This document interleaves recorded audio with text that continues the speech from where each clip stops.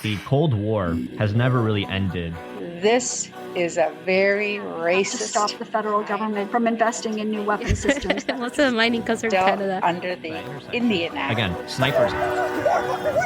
James Justin Jr. Groceries gone. I have to let them out. Soaked in the blood of Tigrayan.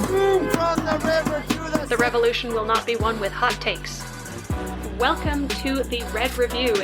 Hello, everyone, and welcome to the Red Review. This is our next installment in our series of interviews with Municipal Socialist Alliance candidates. My name is Emily Steers. I use she, her pronouns, and I am coming to you from the unceded territories of the Anishinaabe, Haudenosaunee, and Neutral peoples known as Guelph, Ontario. Hey, comrades. My name's Daniel. I use he, him pronouns, and I'm coming to you from Takaranto, the traditional territory of the Haudenosaunee, the Anishinaabe, the Chippewa, the Mississaugas of the Credit, and the Huron-Wendat, all members of Socialist Action, the host of this podcast, live and work on stolen Indigenous land from across Turtle Island. So we echo the call for land back and Indigenous self-determination. We declare that there can be no reconciliation without restitution, and that includes seizing the assets of the major resource corporations and returning them to the commons. As Emily mentioned, we're continuing a very intensive series of interviews with Municipal Socialist Alliance candidates for the upcoming municipal elections in Ontario.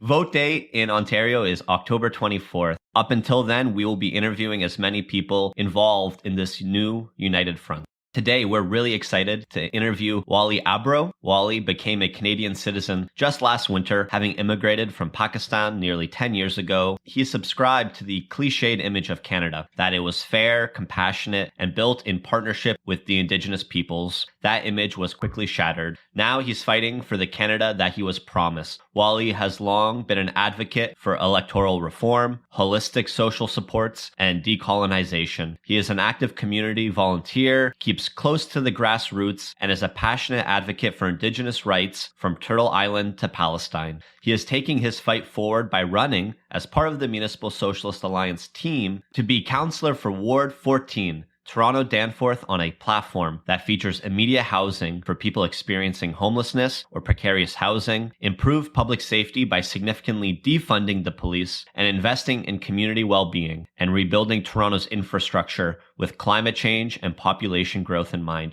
Welcome to the podcast, Wali. Thank you. I'm happy to be here. So that's a fantastic bio, and congratulations on becoming a Canadian citizen. Despite our reservations about the country, that's still a really important milestone. Is there anything you want to tell us about yourself that wasn't included in your admittedly very impressive bio?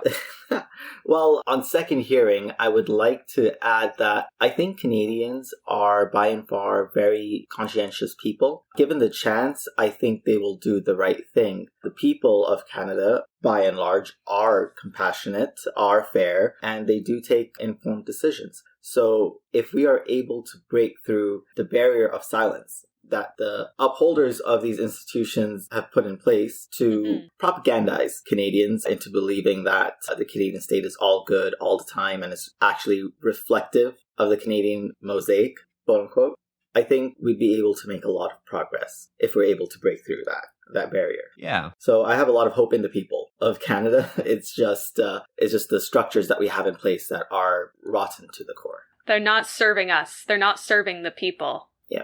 Wali, I want to kind of get started. You were someone that joined the MSA this past summer. And if I recall correctly, you showed up to one of the weekly picnics and just kind of introduced yourself. And then before long, you were signing up to join a campaign of radical candidates that, like you just mentioned, we're focusing on the systems. We're not about shaming individuals. We don't think it's a series of personal bad decisions that people have made that got us into this mess, but rather a system that's holding us all hostage so that a few people can make a bunch of money off the rest of us. So you signed up for a very radical campaign. What led you to making that decision this past summer? What led you to taking that next step of joining such a radical grassroots alliance? Well, every time I think about the social movements that we have and any sort of social justice campaign, it's always about writing petitions, calling your MP, sending out emails, or even going out to protest, which is great.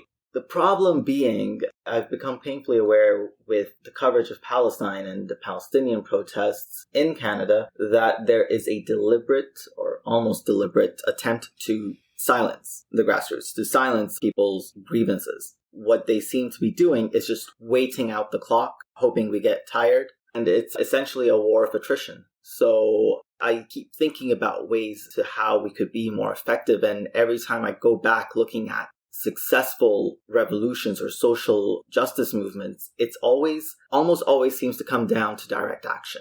The biggest impediment to that direct action is, of course, the police, because we can come around and try to do an occupation or a sit-in protest that's peaceful. In its essence, it's peaceful, but it goes against Bylaw 608, or it goes against, disturbing the peace, etc., etc., etc. So then the police will come down hard on you.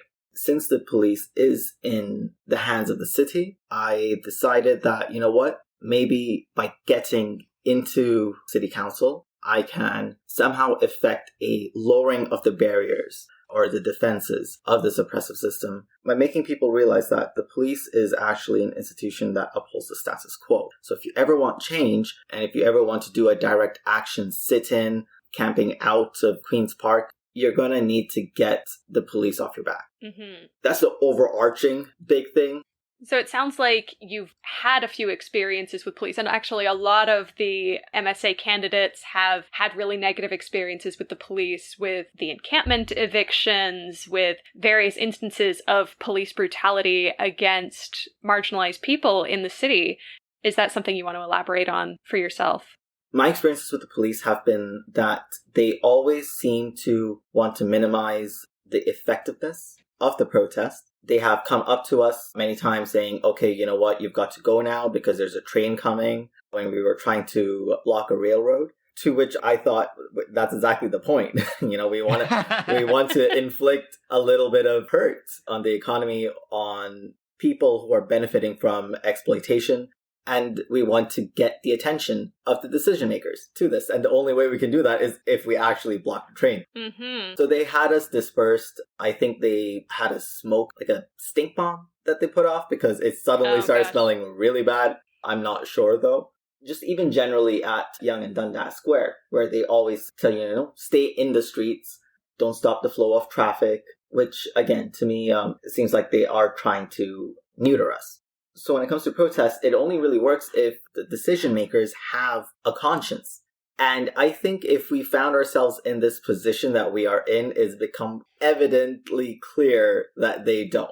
And that if we do try to bring things to their attention, they will try to wait us out and hope we go home and forget about it. I'm not prepared to accept that defeat.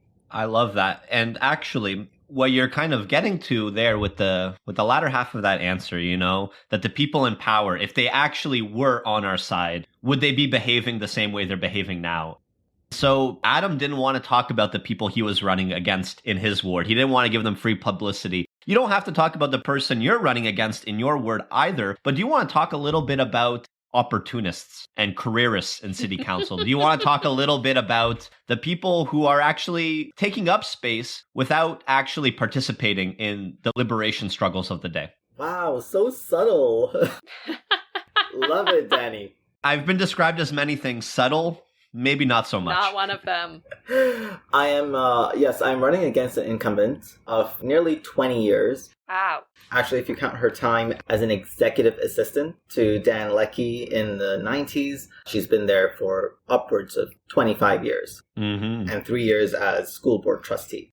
Yeah, I am running against someone who is deeply entrenched in the system, and I feel over time has become accustomed to the relationships she's built with the people who have benefited most from the status quo. That's what happens. Mm-hmm. She's also been quite comfortable over these past 20 or so years, which makes me suspicious of her understanding of poverty and of the struggles that people are experiencing today, because an entire generation's been raised since the time she's gotten into office up until today. Those people who were born in the 90s are now taking up real jobs, graduating, getting out into the real world, and realizing that this is a very, very hostile place. And I don't think she has a full appreciation for that. The incumbent, I will say, her name is Paula Fletcher. She was initially a leader of the Communist Party of Manitoba. Didn't do too well electorally there, but she did eventually just move to Toronto and start her political career here. And when asked what her political ideology is or what her values are, she seems to say, I ascribe to progressive values. That's on her Wikipedia page anyway, that all-powerful source. And it didn't seem like she was very convinced in it or convinced in progressive values or ideals. Instead, it seems as though she's just another liberal who co-opts the language of progressive politics, of left-wingers, and does what is politically expedient or easy for her to do. And I think one of the biggest problems that stem social change is a lack of democracy. Everything I think about seems to distill down to this one thing. In Canada, we have first past the post, which is an inherently, I don't want to say corrupt, but it's inherently stupid. It does not make sense when 32% of voters can decide to give a majority government that then has 100% of the power to do whatever it wants. The fact that Doug Ford received 17.8% of the vote of eligible voters in Ontario and ended up with 67% of the seats, a super majority, is not democratic. He has no mandate. He has no legitimacy. Even the election itself is of questionable legitimacy, given that less than 50% of voters participated. We are getting this lack of trust in institutions build up. I think it is leading us towards a very dystopian reality, especially when the politicians who benefit from it say, oh no, this is democracy and, we have a mandate and this was completely legitimate. Yeah. Which it's just not. So I feel at the very, very least, if we were to have ranked ballots so people don't have to worry about wasting their vote on a candidate or a party that actually shares their vision, they can put that party at the top of the list and not have to vote strategically just because they don't want the Conservatives or the Liberals to win.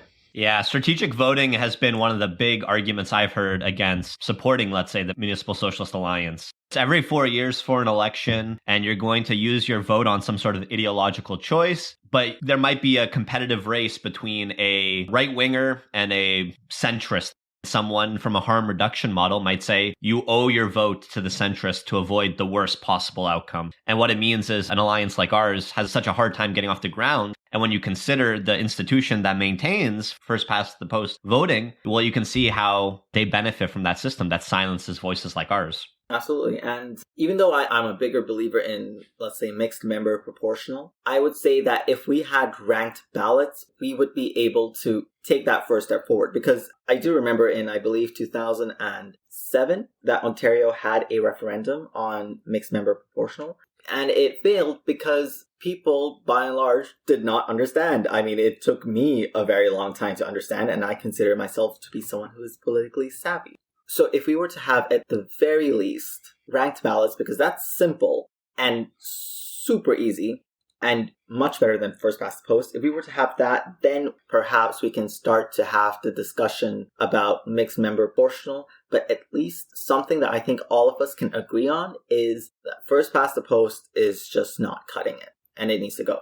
That's what it always boils down to. And the person I'm running against, the incumbent, she voted against ranked ballots, which was infuriating, to say the least, especially considering that she is someone who says she's progressive, she's working class, she's, for the people.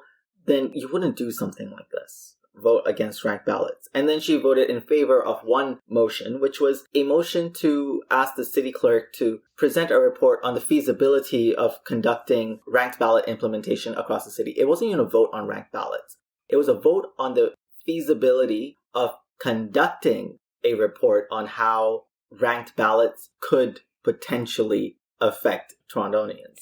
It's just so many steps removed that it's not even really a vote for ranked ballots. So she voted in favor of that and says, oh, look, I'm in favor of ranked ballots, when that's, again, not necessarily true. When she was actually asked on ranked ballots, she said no. When she was asked about, are you in favor of maybe looking at it in 2023, she said yes. Yeah, the 2023 one. That's a very interesting thing that you bring up because she also tried to get a motion passed where it said council should instruct the city clerk to present a report on how ranked ballots would affect people who speak English as a second language and to submit that report in 2023. She made this motion, I believe, in 2019, if I'm not mistaken. Oh my God. That means she deliberately wanted that report to come out in 2023, a year after a municipal election, probably to be able to say in 2022, if there was a motion on ranked ballots, to say, hey, wait, no, there's this report that we need to wait for that's coming out in 2023. And I think we should wait for that report because it'll affect people who speak English as a second language. So let's just defer this motion for now, just so she could have the 2022 election be first past the post yet again in a way that benefits her. Yikes. I couldn't help but think of the analogy of a Trojan horse when I saw that.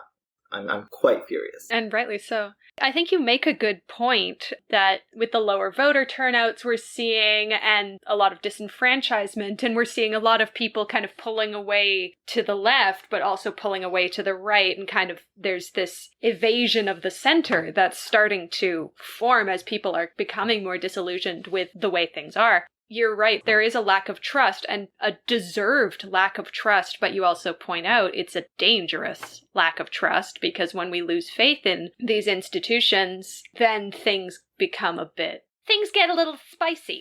Yeah, that's a societal collapse and, things like that. Not the vibe.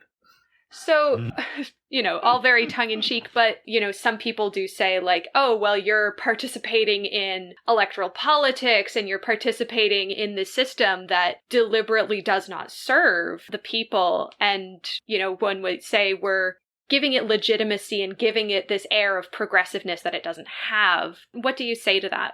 To that, I say, you know what? I get it. I understand. That's absolutely 100% valid. But the problem is that the system is actually very ubiquitous and very powerful. No matter how much we try to, let's say, make our own little societies that is free from this oppressive structure, we are going to eventually have to face that system, that oppressive structure, head to head. And it is always going to win because they own and control everything.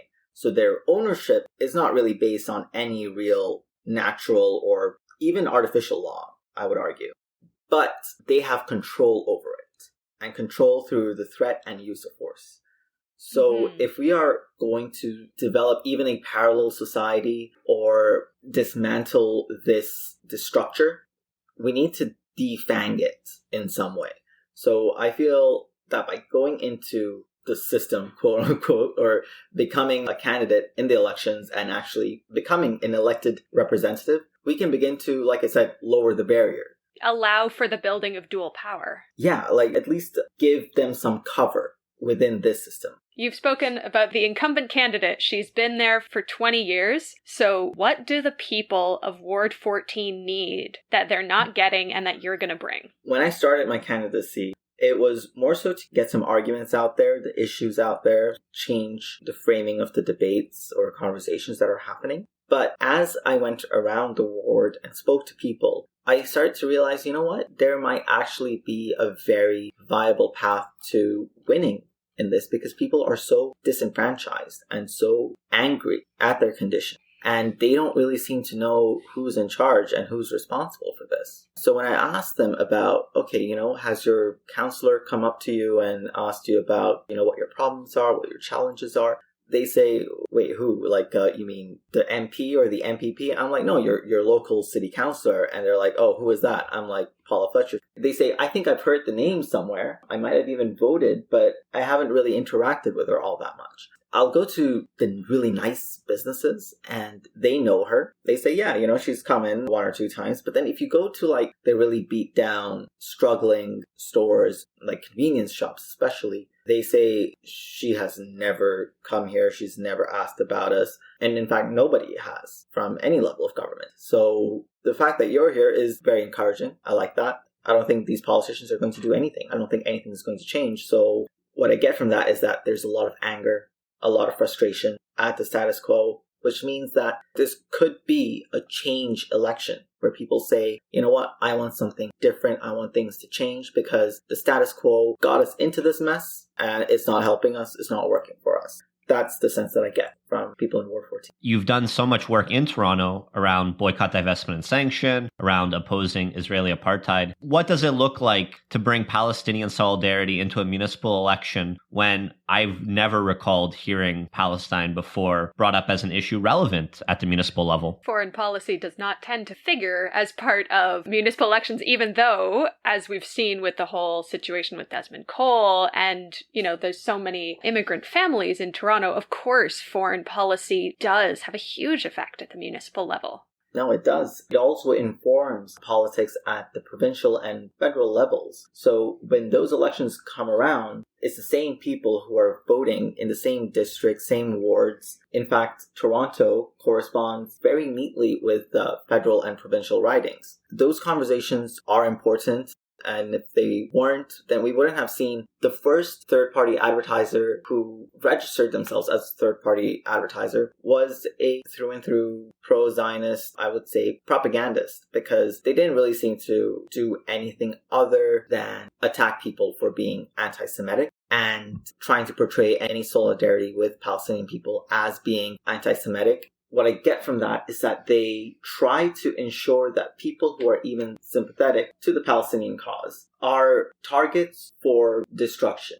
To not allow people from that space to progress, to develop politically or even economically. I've seen a lot of people get reprimanded at work or even lose their jobs because of their support for Palestine. Mm-hmm. So that seems to just knock out the capacity for people in the movement or in the pro-Palestine club to actually stand on their own 2 feet and through that advance the message of the Palestinian cause. Because, of course, if we're all jobless and struggling and just worrying about how we're going to get our next meal or how we're going to pay rent, we're not really going to have the mental capacity to advocate for Palestine. So I feel like that's what they try to do, to try to knock us off our feet. And I'm not for it. I feel that these struggles are very interconnected. If you principally believe in self-determination for the Palestinian people, you will have to also be in solidarity with the indigenous peoples of this land. Mm-hmm. And if people of those values are constantly beat down, then you're going to have the continuation of this exploitation of this oppressive structure. I think it is quite relevant to bring Palestine into the conversation, even at the municipal level. And besides, we could also pass some BDS legislation, which helps the BDS movement in bringing pressure and attention to Israeli crimes, to Israeli apartheid. I think we have to do everything at every level to fight for the values that we believe in. Heck yeah. Thank you so much for taking the time to talk to us today, and all of the best with the next couple of weeks of campaigning. If people want to find out more about you, where can they go? Sure, they can go to my website. That's votewali.ca, VOTEWALI.ca. I'm also on Twitter. My handle is votewali. You can also find me on the Municipal Socialist Alliance's website, which is socialistalliance.ca. And you can go to candidates. You can see the program of the MSA up there. Yeah, you can also reach out to me on Instagram and Facebook. All of this will be linked down below in the podcast description, so go send Wali your support, and if you're in Ward 14, go give him your vote. Absolutely. This is an official The Red Review endorsement. As it is for all of the candidates we've been interviewing. It has been a privilege. As I say, I hope you have an excellent day and a wonderful next few weeks of your campaign.